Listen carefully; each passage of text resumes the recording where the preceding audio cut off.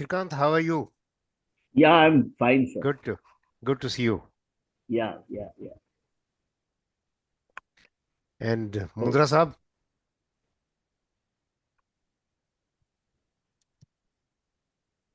Mundhra Sahab ka, I think there is some problem with his audio. audio. Huh?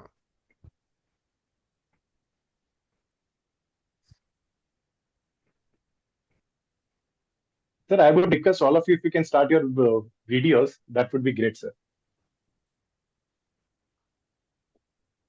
Excellent.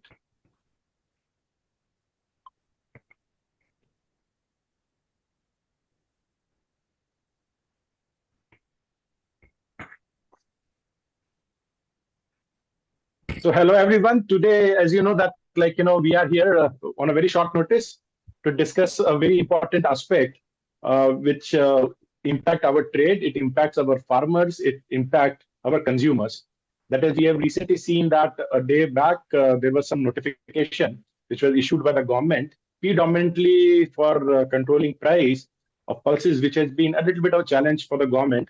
And this is where uh, we have a very esteemed panelist today. These panelists include some of the people who are part of the trade, people who have been, I'll say that, commentators on policies, some exceptionally talented veterans like Sood Saab and Atulji, who have been part of guiding a lot of trade houses, government, multilateral agencies in different aspects of agriculture trade and in general and pulses in particular. So I'll introduce each one of so Sood sir, welcome aboard. Thanks a lot. You have been pioneer in understanding and typically talking about policy. Thanks for that. Shrikant bhai, welcome. Being someone, I'll say that who dabbles into multiple part of it as an advisor, as a journalist, right? And always having farmer at your heart. That is very important because we'll be touching yeah. upon those very important aspect. Ankush is someone who has been heading Olam's business operation when it comes to pulses in India, and again someone who understands I said that the intricacies of pulse trade very well.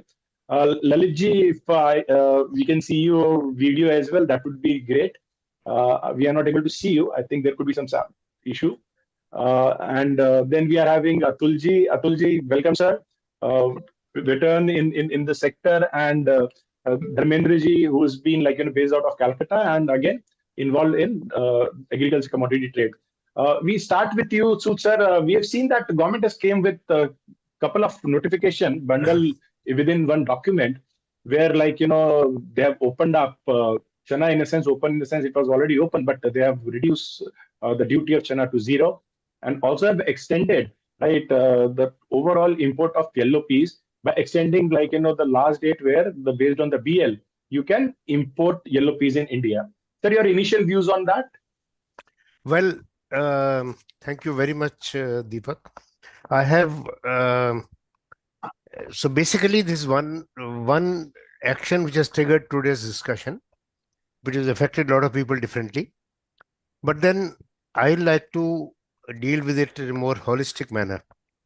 The government has been acting like someone who perished the thought of buying a blanket when the day was warm, but always decided at night to buy one because the night was cold. And we have seen the crisis of 2015-16. After that, there were plenty of pulses grown. And I have, in my presence, farm leaders have been told in Doka that the quota of buying at MSP was over. And they were beseeching them, pleading with them to buy at MSP. And because we had enough, we became indifferent. And if you go back in history, this flip-flop has been there many times. We are here right now because structurally, the production is not keeping pace with the demand in case of several pulses like Tur. And also the climate change is staring us, and we had a year of El Nino. And having said that, where is the government coming from? As Deepak, you mentioned very rightly, it's the inflation. Tur up by 29% year on year, and China by 14%. We have generally, when you talk of inflation, we are all in comfort zone, 4.85. And that is where that impacts the macroeconomic policies, interest rate, and blah blah blah. So economists are happy, and they don't want to know the fuel and food because that's not a part of their core. But uh, someone who's spending 60, 70, 80% of his income on food, go and ask him. And of all the people, who else, Deepak, would be asking them, because you are always in the field, and where people like us don't meet them. And so that's where the government is coming from. And basically, uh, looking at farmers, tur planting is far away. Currently, the price is 148% over cost of production of 4444, 15%, 57% over last year. Chana is 76% over cost of production of 3400, and 10% over MSP. And chana planting is far away. It is in the Rabi, and so is tur. Masoor is, of course, badly dealt with, but then yellow peas affects all of these, and in some way or the other. And um, uh, um, it's a different matter that the world doesn't have much supplies to spare. That's why the prices have gone up by the time they all woke up to this notification. Australia has about 10 million tons crop uh, generally. And that's the only other notable chana producer. And I understand their prices went up sharply immediately in the morning. So I suppose, having led to where we are, the government is fully justified with this reaction. But we will have to advise them to give up the flip-flop approach to pulses. Also, rather than looking around in the world, this is a short-term uh, approaches. Look at it seriously, because there's no end to where research can take us. We have seen it in other fields, and why not for pulses? And so we need a concerted action in all of these are capable of hybridization. Why are we not moving forward? We have done very well in corn, consistent growth rate of 4%. And uh, so here we are stuck. And interstate pulses also, some are dealt well, some were not dealt well in terms of MSP declaration. So that is all for the time being, unless you ask me to come in again. No, sir, I would like to have a follow-up question, sir. I totally agree with you. Like, the government has a very important duty of ensuring that the prices remain low for the people. And that is where I think, like, most of these policy changes or the engagement is happening to keep the prices of specifically chana and tur low, because urad is not going to be impacted much by, like, any changes with the YP or chana policy. Now, today we are standing in a situation where, like, the majority of Australian crop is done away with, right? Because generally, like, by April they are dry, right? They would have already sold majority to most of the other countries which were okay to buy from them, and the parity was not there till, like, this notification came. And today, like, except few people who were very, I'll say that, encouraged, or they were optimists that government will eventually open up in India, right? Like, reduce the duty to zero in India of Australian chana, right? They have kept that stock. It is in Chittagong, it is in Dubai, and some of it could also be in India as possibly, like, treated as for re-export. Now, in that scenario, we are looking at maybe, like, couple of lakh of tons only, which can be bought this year. Uh, at the same time, when we extend it so infinitely, like, till next year, what we are giving message to Australian farmer is that next year you can have a bumper profitability because you can grow more. But at the same time, it gives a little bit of, I'll say that, caution to Indian farmers that now it is open. I'm competing with Australia, which is having higher productivity, which is having lower costs, right? would Channa be as lucrative as it looks today? So in this dichotomy, do you think that this decision of government eventually will serve the purpose of except sentimentally for 5 days or 15 days, the price may go down, but eventually long term it is gonna have that level of impact, at least this year? Is it for me? Well, Yes, sir, it is for you, well, sir. Yes, sir. I feel that with such lucrative prices, because not much will come, as you said, um, the farmers are more informed by rainfall and moisture level than anything else.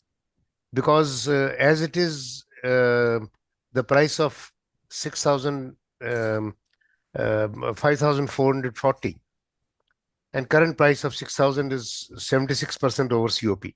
Look at mustard. Why is it growing year after year, although from February of last year, it has consistently ruled below MSP? Because the MSP is fixed way too high over the cost of production. So at 3,400 cost of production, if that is a correct calculation of CSEP, add 10% to it, 38%, 3,700 or whatever, it will remain lucrative if they get water. And if somebody asks today whether they'll get water or not, the answer may be yes. I mean, we don't know what will happen then. But so from the indications, there is a positive IOD forecast. There is a positive in terms of withdrawal of La Nina.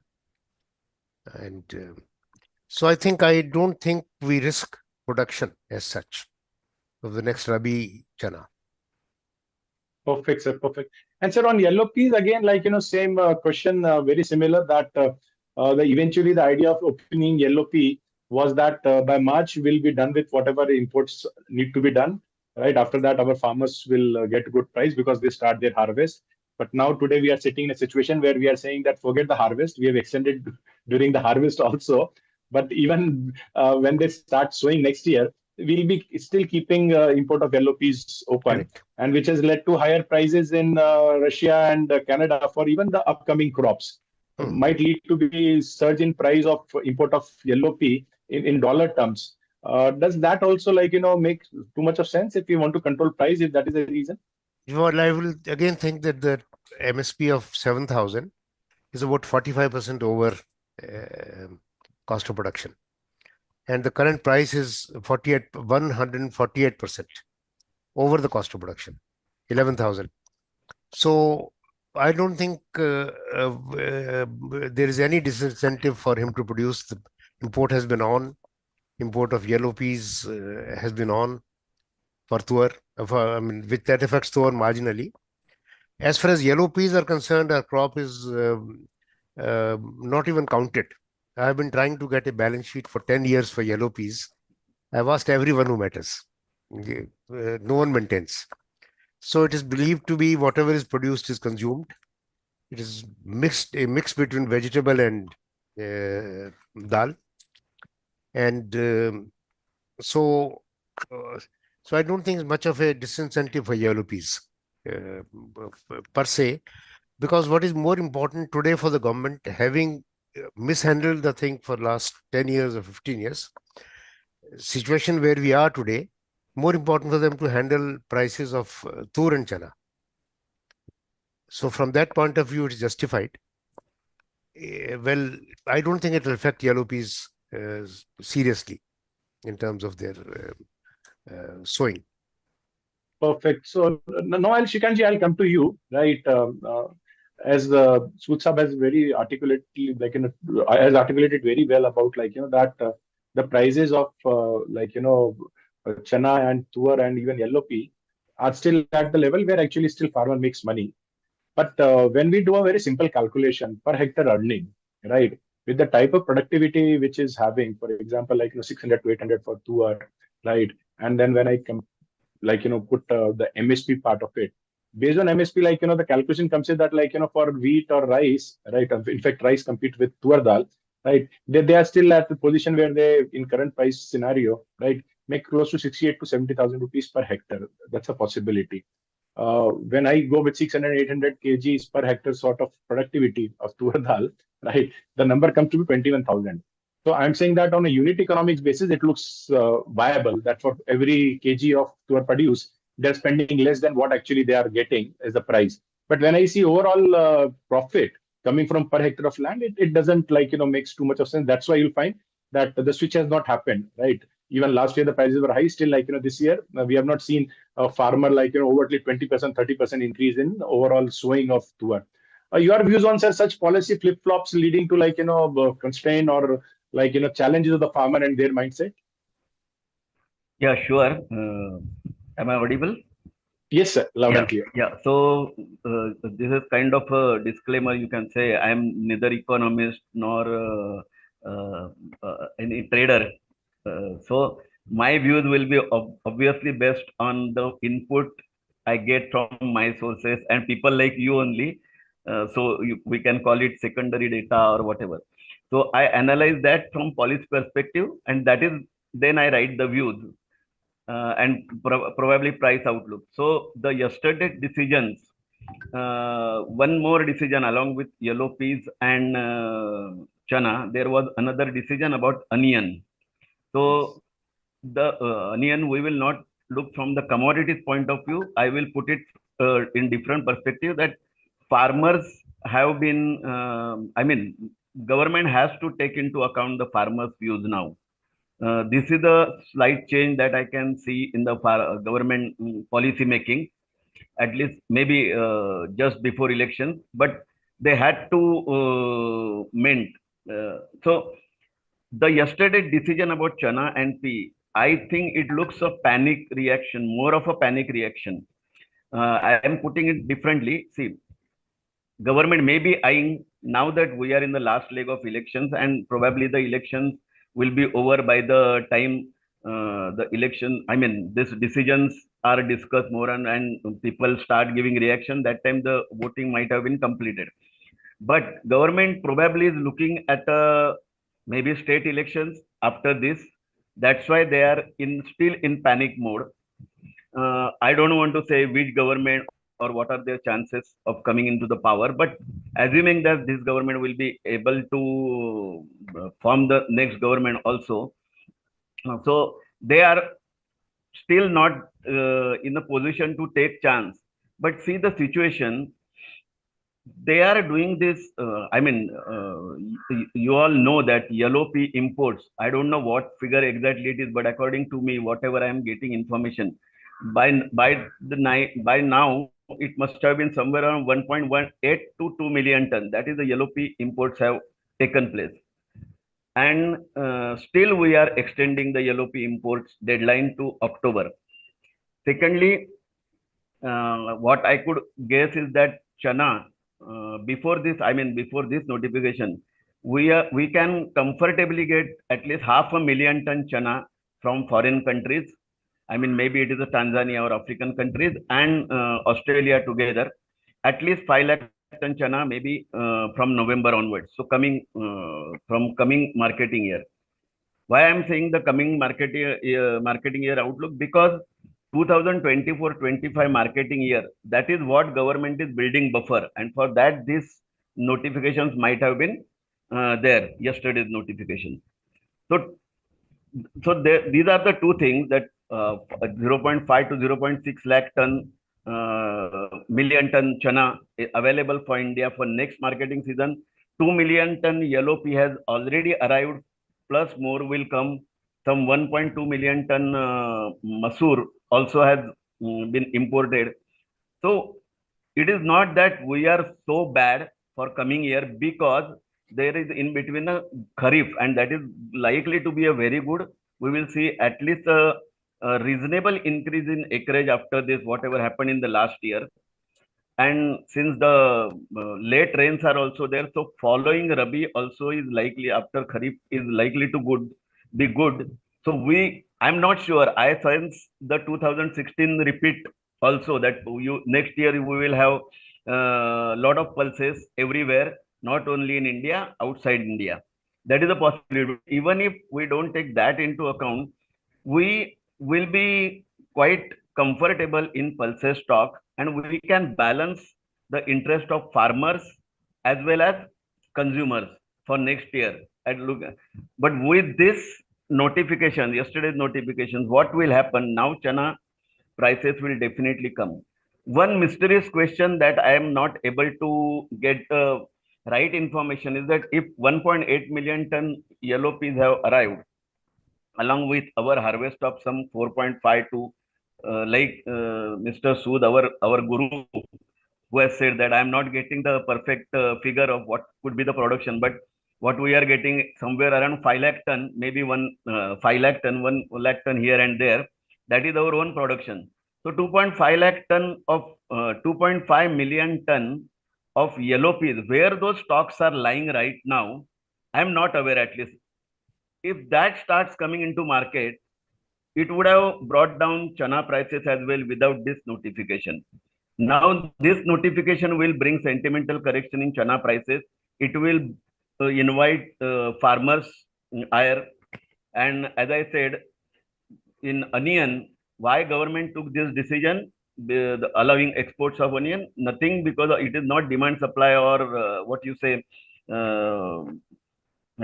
commodity decision. It is a perfectly political decision because they meant against the farmers ire. And I can see I am 24/7 connected with farmers. I am trying to guide them differently, but onion farmers are not in position to listen to any damn thing, and they are just saying there are at least 7 seats where they can have an impact, and 4 seats they have direct impact in Maharashtra. So we can see what happened. They have just banned today. Also, they are saying after this decision we will ban the. They have decided not to vote. Still in 2 places, and one more added today in Nashik area. So this is what they are going to invite again after this chana imbroglio from farmers. So in that case, this government policy decision looks too exaggerated, too panic. They should not be so much, panic, and they should, since you are going to talk with policymakers, you should tell them that at least when new government is formed, you just, I cannot say completely back out from this, but you dilute this kind of import, which can harm farmers' interest. And I know one more thing why I'm saying this. At least 10 countries are cultivating pulses for India's next marketing season. They know what is situation in India, and they are into different, farming zones. So they are also starting this cultivating pulses exclusively for India, because for them it is an animal feed. They are not going to. So that pulses are definitely, there will not be any other market. So like today on this notification, if Australian pulses, Australian chana rates have gone up, tomorrow if Indian pulses supply goes up, these people will have to bring down their pulses rates, and there will be sharp reaction in pulses prices abroad, and we can import a lot of pulses for next marketing season. So this panic reaction, this may lead to 2016 and we are building buffers at a very high cost now. And if we are doing at very high cost, building a buffers, and next year lot of pulses supply will increase, prices will crash, government treasury also will take a hit, farmers will be not satisfied with this government decision. So we are inviting another trouble on the other side for the next year. So this becomes a demand supply and what can happen in the next marketing season because of this panic reaction. Secondly, if you are coming back for another remedy, I can talk later because I have taken a lot of time about some marketing reforms, not icon reforms, but restoring some marketing initiatives and taking some different decisions by government. That I can tell later probably. For now, I can stop here. Yeah, sure, Shrikant. I totally agree with you. But see, as you rightly mentioned also, right, yellow peas, whatever policy government was making, it would have impacted a small pocket of farmers, predominantly in eastern UP and the bordering of Madhya Pradesh, right, Vidisha and above that. But the chana is a big crop, impacting too many of the farmers. So even I was surprised that actually politically, right, it can be a big challenge in election year to be doing it, because sentimentally, I'll be frank with you, I've seen government policy sentiment not lasting more than 5 to 10 days, Yeah. when the crops are really short, right? And we have seen that all the sentimental work in Tuar, right? Whenever they come with a, jolt, price goes down by 3 or 4 rupees, but then actually it again start to march up because supply and demand challenges there. And it's you also mentioned that so much of yellow peas has come where it is. Believe me, they are in warehouses, right? I can tell you that based on my Yeah. my understanding of the market. It is not actually in the market. It is in warehouse because we don't consume, right, 1.5 million every month, right? So somebody has to stock it, rightly or wrongly. I'm saying if they have declared it, Yeah. nothing wrong in that, but the stocking do happen. Same way, if we are talking about even roughly, depending on whose number you take, between 8 million to 12 million of chana, right? We are not going to consume it in 1 month or 2 months, right? So somebody would be stocking it, but again, if they are declaring it, nothing wrong in that. But will that impact prices? I'm still, I believe, I don't see impact on prices too much because everybody calculates that what's going to happen in August, what is going to happen in September, what Right. is going to happen, and then they put their holding cost, which is a typically interest rate of 1.2 or 1.5%, depending on whether it is NBFC funded or a bank funded, and then say that if price is going to reach there, why to worry about it? So I believe, price implication of this policy, I still believe, it might not have what government want. Going to Lalitji, you actually, sit a little bit far off from the heat which we are in, within the country, you sit in Dubai. Now, when you see, government of India's policy, right, when there is a surplus, you suddenly ban everything, and when there is a shortage, then you want to buy from whole of the world. I'm saying in the hindsight, it looked great that actually, we are leveraging it. But when you start costing of the buffer, when you start costing, it is having on reduction of the pulses consumption per capita in India, you suddenly come to a realization that maybe everything is not hanky dory. Your views on, sir, as someone who is seeing it as one of the destination as an international player, sir. Then you have to unmute Uh, yourself, Lalitji. uh, Yeah. am I audible now? Yes, sir. Yes, sir. You are. Yeah, because Yes. my laptop video is having problems, so I'm on the video on my handphone, but audio on my laptop. So I'm Okay, sir. using this technology, so blending the two things. Okay.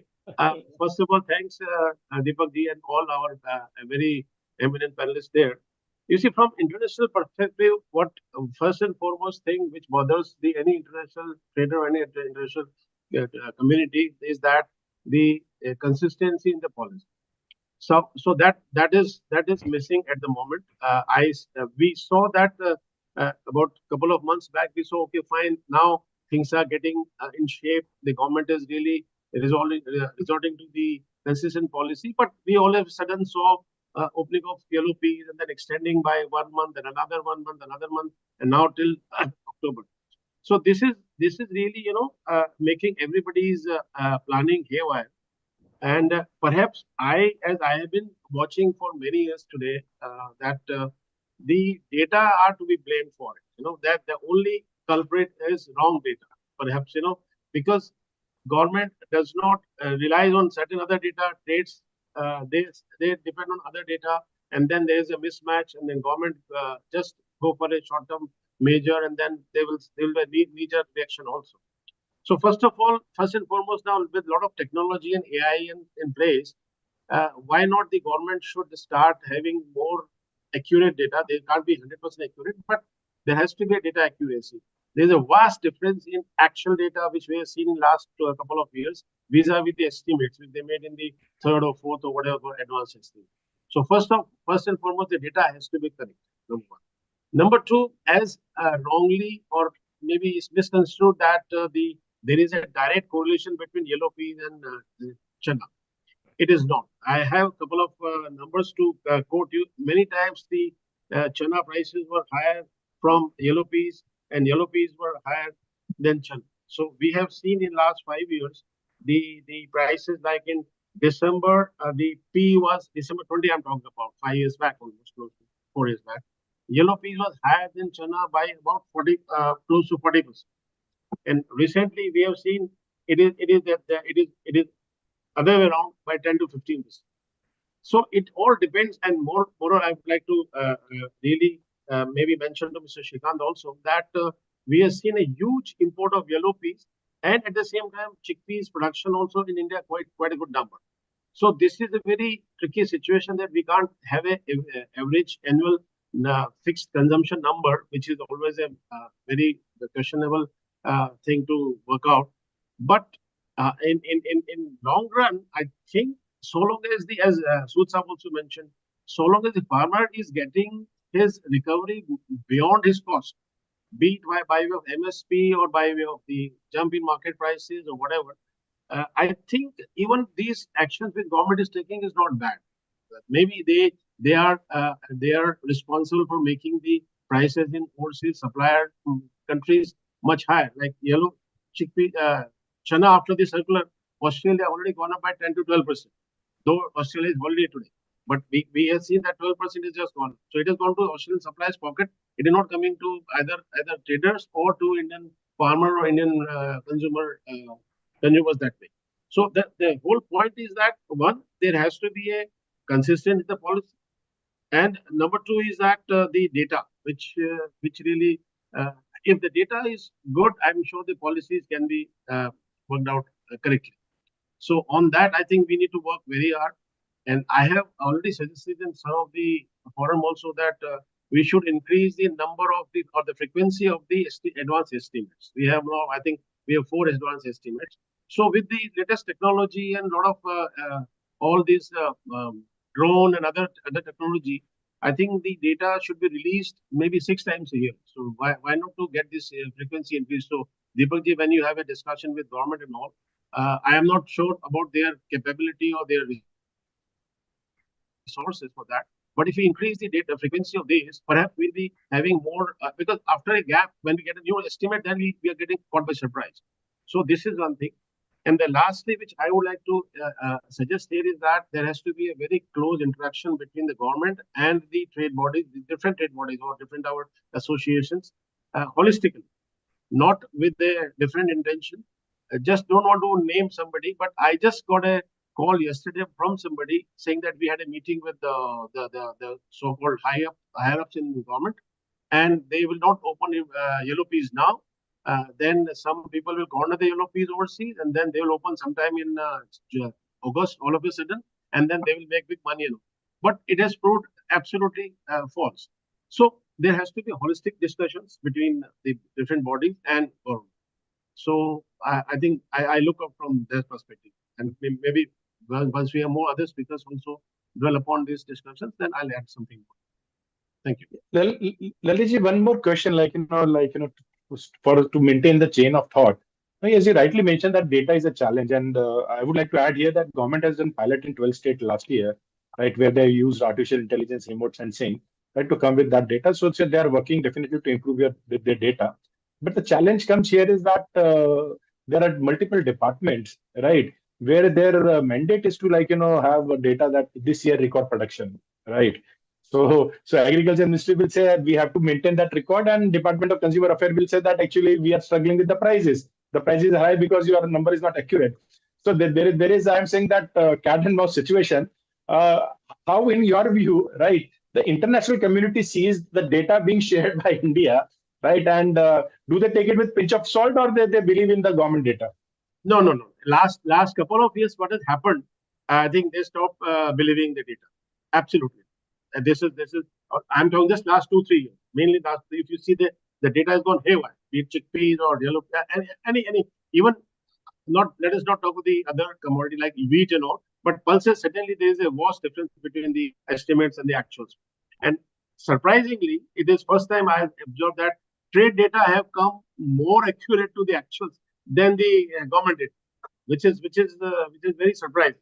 Trade is just an estimate. Like you go to, and I've seen many people going to for the crop tour, and I had worked with the builders for 25 years. So a lot of companies go for a crop tour. You have 5-6 boys, they go to village to village, then they give a report. There's a crop tour.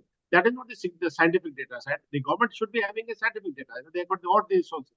But yes, you rightly said that in a family, if husband says something else and wife says something else, Bhagwan bala kare us ghar ka. Thank you.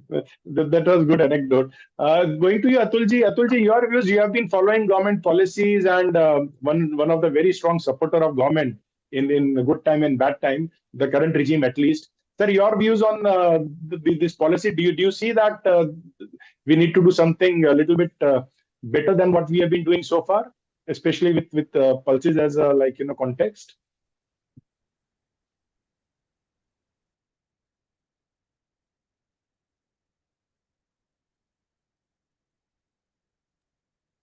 Atul, just to unmute.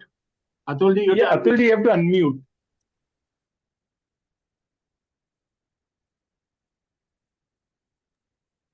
Hello, can you listen? Yes, yes, sir. Yes, sir. We can. So, sir, my area of operation is oilseed sector for the last 43 years, 44 years. So, still, since the topic is few things are aligned together, so I think I will cover one or two points, not much. Number one, in my view, these are the temporary measures government is doing. I think they are not going to help for at least Indian agriculture in the long term. It is bad for Indian agriculture. Let consumer pay for a year or two. Farmer will automatically shift to the crop. In this way, farmer will be refraining from shifting from the crop. This is the one negative part I'm finding too much import. Like we have imported almost 150 hectares oil. So no one is now interested in oilseed crop except few states, MP, Rajasthan, and Maharashtra. So this is number one. So I am not happy with these are the frequent notifications. I am not happy. Maybe supporter, you can tell me the supporter of government, but this is not the right approach. Onion, as our friend, earlier friend, have very specifically clarified, it was made for a political decision made for Maharashtra. So there is no need of comment. Biggest problem today I am finding like in soybean, there are 4 or 5 estimates every year, right from 95 to 135. Imagine the crop size of very small crop, you are getting a variation of 25 to 30% every year. Mustard crop, some people are estimating 115 and lower side is 90. So to see the kind of small area, it is not an American area like full area. Still, we need a better system of. We need to forget this Patwari system. We need some better modern system, digital system. We need to place on record the digital survey, air survey, and all. We need to do that. That is missing somehow. We are still going along and 300 years old Patwari system and revenue inspector system, giving the data to the state level, then the collector level, collector to state level, state to central level.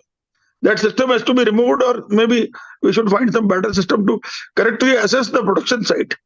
Demand is part two always. First, whole problem lies in the production. So what is the production area? So this is the two things. I think I am not happy with this frequent. Either they should have made it for 1 year because next crop of Chana crop will come by October, next April. They should have made it for 1 year rather than frequently changing after 2 months or 3 months. It is not giving a good sign. Overseas buyer also are not happy. Some people are making money, those who are inside details. Anyway, this is the way government works. I don't want to add anything more, but I will be confined oilseed sector. I think Deepak ji, I request you, authority is Sutsa is with us. We need a separate webinar on the oilseed sector because that is we are highest spending is today in the oil sector. Edible oil imports is the third highest in the country. You need a real webinar with the government officials, or that is required to be done any day whenever you feel good. No, sir, the reason I invited you, I understand, sir, you have 40 years work in oilseed because I have this view, right? Since 2016 onwards, we are doing to pulses what we ended up doing with oilseeds. So how we messed up the oilseed sector, where today actually 40,000 to 50,000 crore worth of import, we have no option, right? We have left with no option. Today, I'm seeing that happening in pulses. If you see, we have doubled the import this year. I'm talking about 23-24 as compared to last year. And with going forward in 24-25 with all these opening up of things, we might end up reaching 6.8, which is 3 times of the total imports, which we did a year back. So are we following the oilseed model, and your recommendation that what needs to be done so that we don't end up becoming what we did for edible oil and oilseed business in pulses also? Deepak, first, the import of oilseed is much more what you are anticipated. It is more than almost 1 lakh crore. Not so your figure is just half.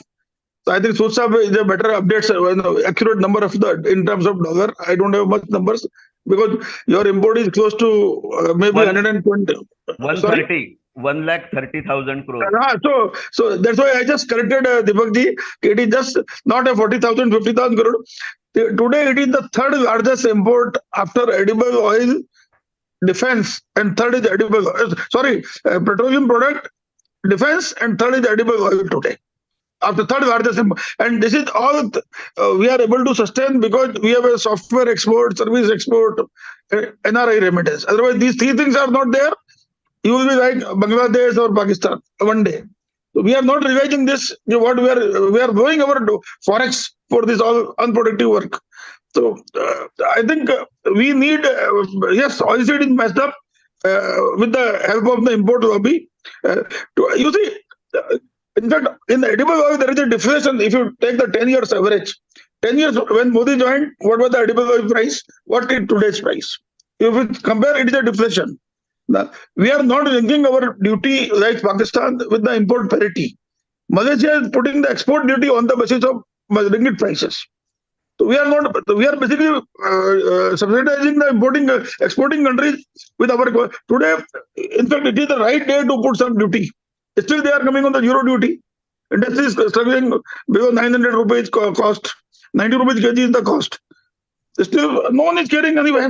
They have a one thumb rule that you remove the duty, everything will be in order. All prices will be under control.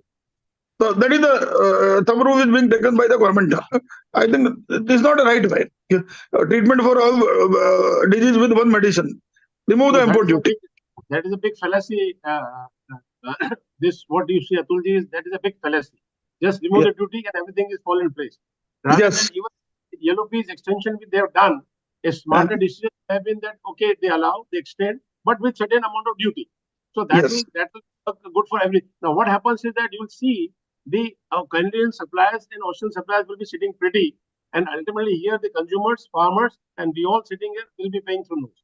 So that's a big pity. Right. Now I'll go to Ankush. So, Ankush, you have heard about the people who are not doing too much trade in pulses, right? We are having people like me who who sit on the fence and then make our observations, right? You are on the hot seat, and as Atulji rightly mentioned, that these flip-flops, right, and then wrong policy maneuvers had led to where India is importing edible oil and oilseed worth 1.3 lakh crores. Right. I see in 24-25, if we end up importing 6.5 million metric tons of pulses at the current high price, so average would be something around $800 odd. And so we are talking about the exchequer losing close to, if not more, $5 billion, right? So we are getting close to again, those 40-45 crore, 1,000 crore rupees bucket of wasting out for forex for those commodities which we can grow in India. Right. Your views on these, flip flops, or I would say that if you believe they are flip flops. Sure. First of all, thank you, Deepak ji, for allowing me to be there on this webinar with sharing the panel with Sood Saab and Shrikant ji, Atul ji, and Lalit sir. Right. But coming to the question which you have just asked, Deepak ji, pertaining to pulses industry, because my larger experience lies in pulses industry, and that's a very, very minimal experience as compared to what Sood Saab or Atul ji or Lalit eventually brings on the table. However, there are a couple of things which I would like to bring on the panel. Is that first of all, if you look at the journey from 2016 to 2024, because in 2016 when we saw this kind of a rise in the prices of pulses, and so the kind of imports of pulses as well, right? And then there was consistently changes in the policies in 2017, wherein some of the commodities got banned and then some of the duty structures gone up. Right, as I mentioned in my previous sessions as well, that government should ideally come up with one policy. Ankush, you are taking the progress from 2016 to 2024, right? Yeah, 2016 to 2024. Okay, good. Not 2014 to 2024. Otherwise, it would have been a political statement. Just on the Sure, sir. Yeah. So in my previous sessions also, what I mentioned was that there need to be a OGL across the commodities, and where the import duties can be, let's say, managed, or the Atul sir, if you can just mute your. Yeah, thank you, sir. Thank you. I've done that. Thank you, sir. So, in my previous sessions also, I mentioned that ideally the government should come up with the OGL and eventually OGL across the commodities and eventually take a conscious decision for imposing the import tariffs, which could be 10%, 20, 30, 40 or zero depending on the availability in India, right? And I think at this point in time, we are heading towards that situation wherein one government has clearly indicated the imports of peas and urad till 2026. Two, the imports of red lentil is open, and there have been plus and minuses on the import tariffs in the past 3 to 5 years. Likewise, in case of chickpeas, there was import duty. It was on OGL, and now they have reduced the duty. It was largely on yellow peas, wherein they could not open the import till date or other till this year. But this year again they had to open it, and now I think more or less, apart from moon, all the commodities in pulses are in the OGL, and wherein the government is managing with the import tariffs. One important thing which pertaining to the growth of the production and support to the farmer and consumer, Deepakji, is that if you see from 2016 till 2024, most of the pulses production, most of the pulses product production on the area is increasing consistently. So when I say increasing, so for let's say if we talk about chickpeas, so chickpeas wherein the planting area was about 7 to 8 million hectare has gone up to 10 to 11 million hectare. Likewise, in case of red lentil, wherein the planting area was about a million hectare, has gone up to 1.4 to 1.5 million hectare. Likewise, in case of yellow peas, wherein the area used to be 0.6 to 0.7 million hectare, has gone up to zero point 0.8 to zero point 0.9 million hectare over the past 8 to 9 years. Likewise, in case of pigeon pea, likewise in case of black mat pea. What eventually have changed over the past 10 years in terms of the production was the productivity, was the climatic conditions, which was not really conducive every year and which is not controlled, which cannot be controlled by anyone, right? So we have been victims of the variabilities in the weather in the past 5 to 10 years, and which eventually is something which can ever change, which can change across. And that is where when it comes to the government to make a balance between the farming community and the consumer community, so when they create a buffer, they eventually create a buffer to support the farmer so that they can realize the right price, as well as to create a buffer. Let's say whenever the price goes up beyond the situation, they can eventually dispose that cargo at a subsidized price to the consumer. So effectively it's a balancing factor for a farmer and the consumer in situations wherein we do not have enough production because of the weather anomalies, right? What they can do is they can import the cargoes and eventually create a supply buffer in the market. May not be by their own, but by the market situation, right? Which can only be happen by reducing the duty or opening the open ports. What I particularly see is that in the past 5 years, there was one commodity which eventually breaks all the kind of stereotypes or all the kind of discussion points. Largely is red lentil.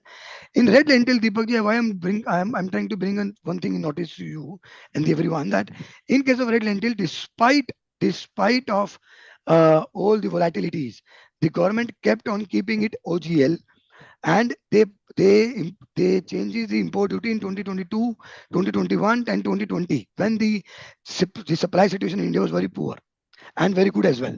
Which means when they found that the commodity was abundant supply, then they increased the duty up to 33%. And when they saw that the supply was eventually going very less, they eventually reduced the duty from 33% to 0%. And that is how they would able to maintain the base price of red lentil from 40 rupees to 60 rupees in the past 8 years, giving right benefits to the farmer as well as not letting the market prices to jump to 80 or 90 or 100 rupees, and maintaining the consumer price as well. I think I welcome these steps of allowing the imports of yellow peas. I welcome these steps of allowing the imports of chickpeas, because at this point in time, whatever we say, the situation is we are in a deficit. We are in deficit, and we need to have supplies. And to have supplies, if we can't produce, then we have to import. And that is the only way when the government of India has to or can eventually maintain the kind of supplies. I agree with what Atul sir and Sood sir and Lalit sir have said, that there are flip flops. There are some random policies taken coming to place, but I believe that the time being taken to take a step has reduced to few weeks instead of few months. I believe in before 2015 or before 2016 or before 2017, we have seen that we could acknowledge these shortages and we used to take at least 3 to 4 months to take an action. Now we are sitting in a situation wherein during the harvest we are acknowledging the lack of production. During the election years, during the election time, we are acknowledging the poor crop and taking the immediate actions. So we are not taking too much of 3 to 4 or 5 months of time to take an action. So I think we are yet to reach to a perfection, but I think we are going in a better situation year on year. That is what my take on the overall situations. So I agree there are flip flops, but we are moving into better situations every year. So that's how I see the overall situation. No, thanks a lot, Ankush, for a different perspective. Because if I go by simple data numbers, right, I'm not even getting into like, the flip-flops or no flip-flops. I'm assuming because I've been a vocal supporter of that every pulse should be OGL and control it through import duty, which you Right. have mentioned very rightly about the lentils. The government did that, right? Increase the duty when actually like, we are having too much of supply and decrease the duty when actually like, we are having a shortages. So I believe like, that is a best case scenario. One crop they've been able to do it. Unfortunately, like when we talk about the other quote unquote pulses, right? Let us understand. Last year also there was a shortfall of chana, and because government was having buffer of close to like watch just of 3 million tons, right? They were able to come with the open market schemes and control chana. This year they don't have it. Right. Same way, tuar, right, or the pigeon pea. Last year also, like there was very high prices because the shortages were there, which unfortunately government has not acknowledged initially. Later on, they acknowledges, and whether they acknowledge or not, the price going up to 128 to 130 rupees of desi tuar, right, in Akola, that itself shows that actually there was a shortfall, right? Right. So they have never said that there was a shortfall, but there was a shortfall because the market prices wouldn't have gone there. Now, this year, the $1 million question is that, right, uh, you are seeing those challenges with the tour upfront on your face, right? But you have not acknowledged to certain level that still we are talking about like, we are having 34 lakh tons of tour, right? Now, if I go with the government number, 100 and, so say 12 million metric ton of chana, 3.4 million metric ton of tuar, record production of lentils, right? And if I end up with 4.7 million metric ton of import, right, then there is something wrong somewhere, right? If you compare even for lentils, right, the same time last year, each and every pulse, each and every, I'm saying that, is above what it was exactly at the same time last year, between 8 to 28%. Poor from 80 to 83 last year, we are in fact talking about 120 plus today, right? Chana 63, and you compare it to 57 last year. Lentil also, it is up by 2 rupees when it compared to the last year. I'm just missing out the exact point. Even only LOP is the grace, which is lower than last year because you have flooded the market with a lot of imports.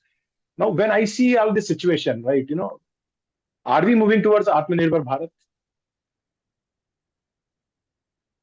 Because that is also on horizon, right? And now, see, end of the day, we can keep on talking about the master strokes, right? But our pulses consumption, it has been nearly stagnant, right? By going by the government numbers itself, I'm not even quoting. We need our people to eat close to 8 million metric tons of more pulses to ensure their nutrition security and protein security. If we keep on focusing on like how to manage the prices, right, the best thing is that curtail the demand, make people not eat proteins, but in a long run then we'll have after 10 years, 15 years, 20 years, kids which would be stunted, which would lack the capabilities, right, which a good citizen should be having. Now, with that in mindset, I would like to go to Sohel. Sohel, your views on like you have also been trading extensively in these commodity. Uh, what are your views on like how do you see the impact on prices and overall the change in government direction in policies? I won't say change in direction because I think they are going in only one direction, like giving extension. Only thing is that like last time extension come just a month before when it was supposed to expire. This time they have done it 2 months before that. maybe after a month we might see that actually till 31st March it is extended, because October doesn't make sense to me. Then eventually you should do it till March. Right? Your views on this, Sohel? Yeah, good evening, Deepak ji, and other panelists as well. I first of all, I agree with Lalit ji where he said that policy is not consistency. But at the same way, I can say that government has played a very smart move in this by giving the extension of yellow piece to October. And I further believe that yes, it will go up to 31st of March 2025. They are rightly concerned about the way the chickpea prices are going up, and it will go up. They are also concerned with the chickpea procurement as well. They are not able to buy the chickpea this year as what they buy usually every year. Otherwise, if they would have not opened the chickpea prices and the if they have not given the extension, not made the duty free of the chickpeas and given the extension of the yellow peas, then there would be, we can see a good rally in chickpeas as well, and also the other pulses. For the yellow peas, there is a substitute to till some extent substitute to yellow peas, some extent substitute to tour as well. So, and also the election going on, it's a big election, so they are pretty much concerned. So I feel it's a good move, and by this way, uh, particularly if you say there will be the speculators will be totally on the sideways, and now basically the total game will be on the demand and supply. Though the yellow peas imports will be larger, I can say, because the Black Sea has a very good crop this year, and India is the major dependency, as China is not buying that much, so all the pressure will come on India. But again, there will be a good consumption also will be seen. It's not that only that the prices will crash down. This will play normally in the range of 1,000 to 2,000 rupees per metric ton here and there. That's all. But chickpeas definitely seems to be a little bit on the bullish side still. No, so by actually, I would like to again understand from you, right? The type of deficit which we are having in chickpeas, right? Do you see we need a band-aid where actually we might be needing a surgery, right? Our challenge with whether it's a chickpea or tur dal is our productivity issue, right? That always has been put on the background, right? Rather than be investing heavily on research and development. And I'm saying that both public and private sector has to be blamed, right? But we are trying to just find always stopgap arrangement, and then as one of the panelists said, some of them who have little bit of more understanding of what the government policy would be going forward makes money, and those who don't understand, they burn their fingers. With this policy, if you ask me that is Indian farmer making money, answer is no. Is Indian trader making money? The answer is no. Is Indian consumer getting protected? The answer is no, right? Tanna at 65 or 70, we might say that rally could have gone as up as close to 90 rupees, but we were able to stop it at 70 rupees, but still is paying more. But so overall, right, none of the three parties in India which are important are getting the benefit. But definitely farmer in Russia, farmer in China, right, or aggregator in China and Russia, they are making money. So is it helping our cause? And just this is a simple question to you. No, it Like is. you said, I, Russia, I there would be cannot. backseat bumper crop. They'll make money. Indian farmer will not. So because he's scared of Russia. No, it's not the question that Indian farmers will benefit or no, but definitely the prices which are moving up very sharply will have some break over here. That is for sure. Because now the yellow peas, you can say 1.8 was already being 1.8 million already being contracted. The port stocks maybe around at the moment will be around 900K or so, and assume it's only up till June, then 300K more yet to come. If the government buying comes, then only there will be some shortage seen. Otherwise, the supply is enough. And again, from July, August, the new crop starts of the Black Sea. So shipments are continuously there. So there will be a break. Anywhere there will be a rising break, which will help. Though I understand that chana and peas has no correlation, because when there only 10% of the substitution is done. But then too, chickpeas also, there will be, look at the Australia's point. If you see, I target Australia's crop as 1.2 million ton. So if India anyway stops buying for 2-3 days or 4-5 days, there will be a heavy selling pressure. Yeah. No, so again, coming back there, like, as you rightly said that, like, the substitution is limited.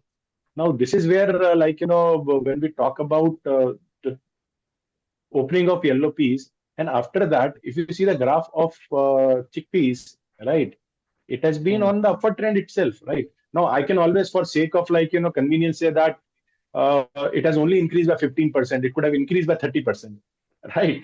But I don't see empirical evidence where, like, opening up of yellow peas has reduced the price of chickpeas. We can always, like, I'm saying that it's your decision. I'll say that fact against my fact, that ज्यादा बढ़ जाता है या कम बढ़ जाता है, लेकिन बढ़ रहा है अभी भी, right? So already, like, we are above 15% than previous year, even after opening of yellow peas. Same with tuber is up by 28% when compared to previous year, even after opening of yellow pea. So we could have said that it would have increased by maybe 40%, not 28%. But I'm saying that, but it has not been able to control the price. So eventually, still we are higher, substantially higher than the last year, even after opening. So that was my only limited point, that do we have sufficient empirical evidence that opening up of yellow pea to sow, I'm saying that with such a long rope, right, is really reducing the prices of other pulses. Sood sir, your take on that? Because, like, yes, Sohil bhai, if you want to add, sure. No, it will just give a temporary break, you can say, but there will be always be a fear. See, with such a big imports coming into it, the liquid, if there is no demand, there is always a liquidity crunch as well. Yeah, exactly. And demand I'm seeing vanishing. So Sood sir, like, maybe it's creating a buffer when the prices are low, rather than, like, extending it till, like, the cows come home. Unfortunately, middle of last year and this year haven't given the opportunity for buffer. Buffer creation would have created more shortages. And like Sohil and other panelists have said, particularly Mr. Bangar, that yellow peas don't have a direct correlation. They don't have also much. That's the reason, is they don't have much substitutability. 10%, as Sohil said, for chana, and maybe 3-4% for tur. And but then a desperate government, what do we do? It is trying to get whatever of those dals is possible. And like last year, if you remember, till August, chana prices were below MSP. The trade was sanguine with 13.5% crop or whatever crop, but there was a lot of peace. And then the prices were started going up after August. And as Sohil said, there was considerable ammunition available in NAFED to do market intervention. Then the Bharat Dal. And I remember at one stage, the Honorable Minister came on the YouTube to promote Bharat Dal, because he thought that will have a salutary impact on others. And after that, even chana was flying out of the window. So currently, yes, buffer definitely does help. We have seen in wheat, even without buffer, they managed to control a runaway inflation last year, and with 10 million tons of OMSs. And but then yellow peas can't give you a buffer. Thanks. Perfect. No, sir, I totally agree with you. And we had a very interesting discussion with very different point of views being shared. And thank you, Sood Saab. Thank you, Shrikant ji. I know we have paucity of time. Otherwise, I would have wanted to take one more round. But Ankush, Sohil, Lalit ji, Atul ji, everybody, thanks a lot for this very interesting, and based on the discussion, definitely, like, we'll create a concept Can I- note, share with you. Can I Yeah, give please. can I give a small opinion on whatever others have said? Just 1 Sure, minute. sir. Please, please, please, please, Yeah, please, that please, is please. just on impact of I mean duty-free import.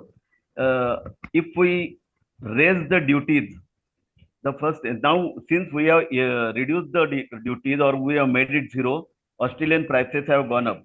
But if we don't I mean, if we raise duties, the impact is otherwise. The foreigner exporters, they always adjust their prices downwards. That I have seen. Mr. Mundhra has said, right, that about edible, government always do what they do. That when edible prices goes up, they just remove all the duties.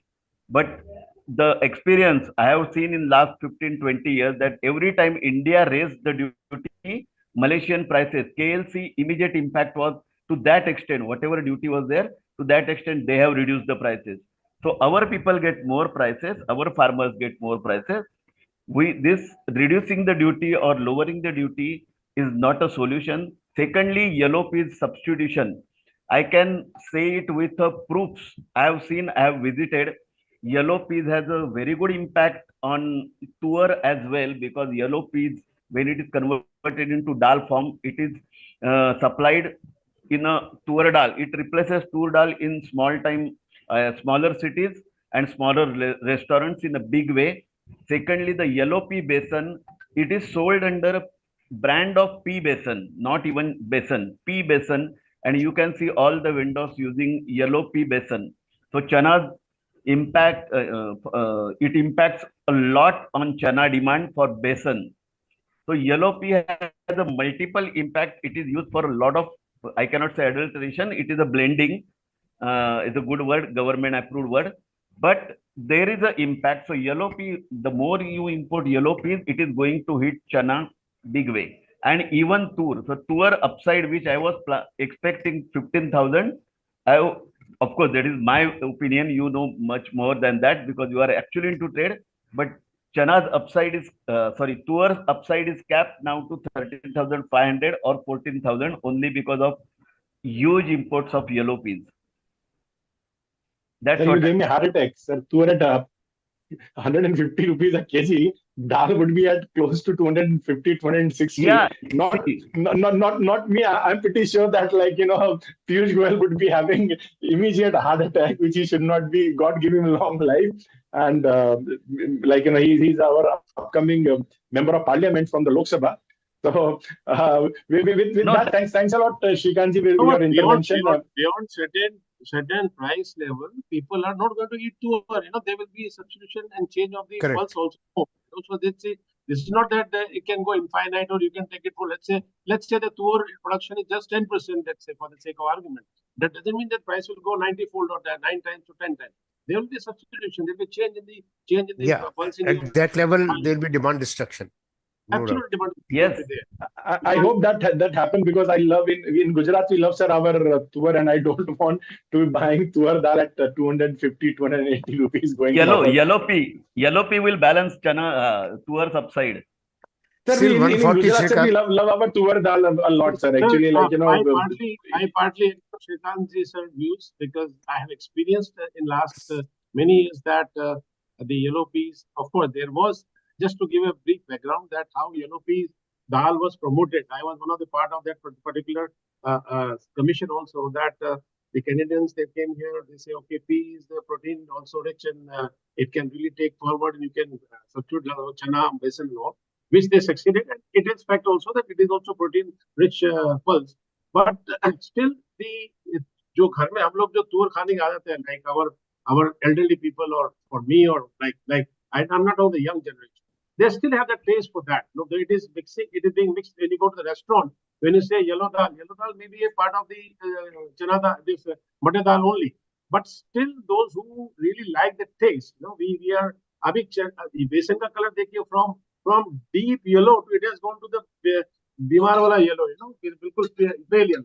So what to talk about it? So there will be but certainly some impact would be there. As we said, Yusudha also said that 10 to 20% of it might impact, or Sohil also said there will be, but it can't replace the pea cannot replace the pigeon pea or chana for that. That's very clear. Right.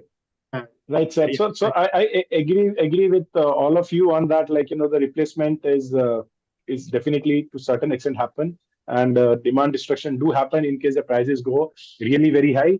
But more the reason for government to look at yellow peas buffers, because like, if you can impact multiple varieties of pulses, if it can have a role to reduce the price of tuar, if have a role of reducing price of chana, why not like, look at a 1,000,000 ton buffer over next 2, 3, 4 years, because yellow peas would be coming to an Indian plenty, or because thankfully to the government's policy. I also have a very strong view on that, like, government should look at putting all the pulses in OGL. And virtually today we are sitting at a scenario where all the pulses are OGL. My only recommendation or suggestion is that we should not be doing it for 3 months, 6 months, 8 months, right? Give it like, 3 years, 4 years, because it should not happen that when there is a shortage, the farmers outside India make money. When there is plenty, Indian farmer loses money. So in the both way, Indian farmer doesn't gain.